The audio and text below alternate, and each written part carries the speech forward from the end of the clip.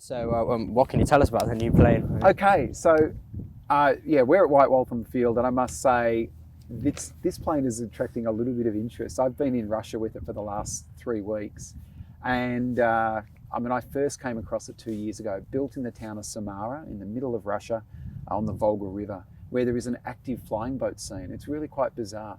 There are several companies there building planes, but this is the one that really suited me. I think this might be the ultimate adventure plane in the world today. Twin engine using the Rotax 915, so it's fuel injected and turbocharged, 140 horsepower side, so it's got oodles of power with constant speed props. Will burn avgas or MOGAS, so it gives you a lot of options as you're travelling around.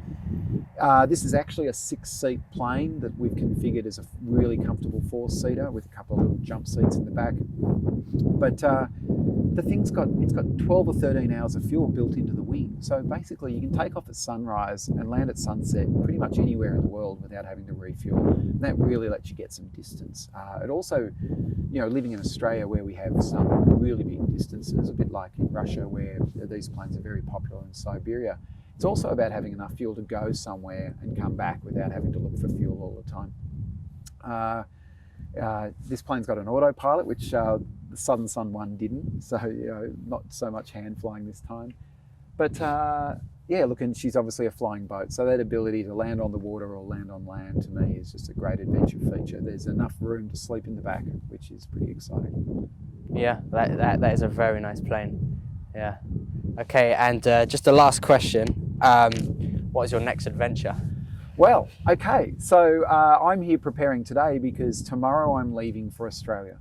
Now, this month is the 100th anniversary since the first aeroplane, a Vickers Vimy, left London and flew to Darwin in Australia.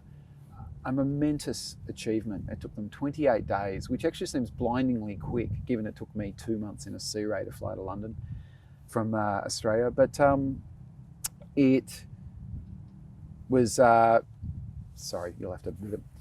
Post-World War I, a bunch of Australian Air Force folks are waiting to come home, and the Prime Minister of Australia put up a challenge that the first pilots who could fly back to Australia would win a £10,000 prize, and it created a huge stir. A lot of people tried, many didn't make it, but those who did was Captain Keith Smith. Flew the Vickers Vimy, and he, as they were leaving, they were handed a bag of mail and told, if you make it to Australia, pop this in the post. And that became the first airmail to ever come to Australia. So Australia Post has been celebrating this year with commemorative mail.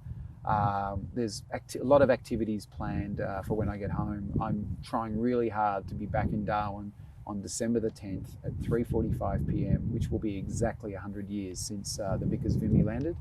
I'll be carrying a bag of commemorative mail with me, and I will go to all of the same cities that they did where possible. Now, there's a few places where airports don't exist anymore because often they were just landing in fields. And unfortunately, I need to skip Syria, Iraq and Iran for obvious reasons. But otherwise, I'll be able to visit all of the same places, and I just can't wait. Okay, thanks again, Mike. That's my pleasure. Yeah, that was really good. Can we take a walk around your airplane? Oh, of course. Yeah. Let's go. Yeah. So yeah, constant speed prop, the Rotax engine. You can see she's really very sleek. It's a very long hull for the weight because it's and on the water it actually floats around about this level, so it's quite high. The wheels relocate up, so they're well clear of the water. And look, some of the little things I've done is this reasonably exposed fitting here is the drain for the oil. So because, when you've got to do oil changes so often on these trips, when you're flying lots of hours every day, you find yourself doing like an oil change every week. So I've got the fitting actually mounted here, so I've got a hose I can connect, put a container on the ground, open the tap and walk away, and the entire oil from the whole system drops out. And it's things like that save a lot of time. Doing the oil changes on the last trip could take me hours, especially the other thing I learned was you've got to warm up the engine. I remember doing an oil change in Japan, which took 2 hours because I was at an international airport. They wouldn't let me start the engine, but it was -2 degrees. And so the oil was so thick and coming out so slowly.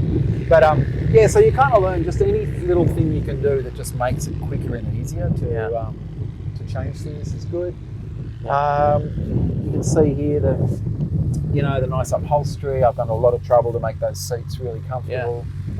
Using kangaroo leather. Yeah, that's very nice. This is the satellite phone receiver. So the plane has a sat phone built in, and I'd really recommend that you take a sat phone on the trip. Okay. Because when you're isolated, like having that for the last third of my trip, that safety feature of being out of touch, but being able to get on the phone. I mean, I even had a friend who runs a computer shop who's a pilot, and he said, I'm up half the night anyway, you can ring me anytime, day or night. So a couple of times I rang him on the sat phone, and he had my satellite tracking on one screen and weather radar on another, and he helped route me around bad weather. Wow. I mean, just incredible. Like, it's like phone a friend, stuff. And but to be able to do that and get help from the outside world was really beneficial. And I think like it's not something that you would immediately think of now in England before you leave, but please take that advice. And I think it's a really good idea. Of course, being a boat, she's got a tow. It's got a heater. So there's a 6-litre diesel tank and a little heater, which I didn't have in the last plane. So that's a real treat. Of course, you've got floats, so like training wheels on the plane. Massive big flaps, and one nice feature is there's a little window here, so all of the fuel in the wing comes into this sump, and there's 2 tanks in each wing, and you can actually see when you're getting down to your reserve fuel because you can see the fuel in the window. Wow. And then so duck under, and walking around. Yeah, so we've had a look inside. There's so much crap in there at the moment. So we've seen that you walk up this way and into the hatch, and look, I suppose you just accept there's lots of stuff in it. But you can see there's lots of room. I mean, the fact that you can walk between the seats is unusual on a plane of this size. So they've made it that little bit wider. And while they've gone to a lot of trouble to have these, lovely leather seats and the timber tables, you see things like, there are 4 water bottle holders there. Yeah. And that's so that I mean, it's nice when you've got friends with you, but I've got lots of water I can grab, lots of little spots to put things. Yeah. And, but the floor is just painted boards like in a boat, because at the end of the day, this thing gets wet. So, rather than put carpet in that gets wet and then gets heavy, I've made that really easy to clean out. Nice. So it's got a ferry tank system installed that I frankly can't wait to remove, but there's nipples built into the hull, so when I do need to use it, it's all quick connect. And probably one of the other bits of advice I'd say is make sure everything in your plane has a place. You don't want to be flying around the world with suction cups holding things everywhere. Like, try to really get as many things mounted firmly and properly as you can, and if you can get an audio panel where all of your equipment comes through, rather than having extra cables plugged into things all over the place, I think would be really good. Yeah. So okay.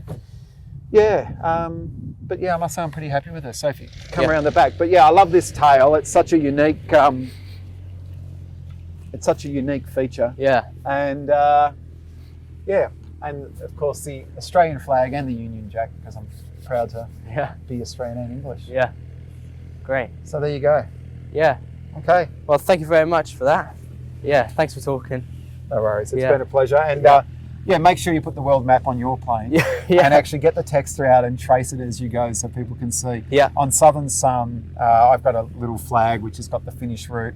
It's amazing. People love it. Like when you're at an air show or you just landed somewhere refueling and people see that map, it just blows them away. And it's a really nice conversation starter. And it's a nice way to share the story. Yeah. Great. Cool. Well, you have a great flight. Yeah. And stay in touch, and do get that sat phone if you ever want to ring me while you're on the trip. I'm always happy to have a chat. And if you need any advice at all, just reach out. Great. Okay. Yeah. But thanks. Have a great time. It'll be a life-changing experience. Yeah. Right. Thanks, guys. Thanks for watching. Thanks again from Mike. And I'll see you guys in the next video. Peace.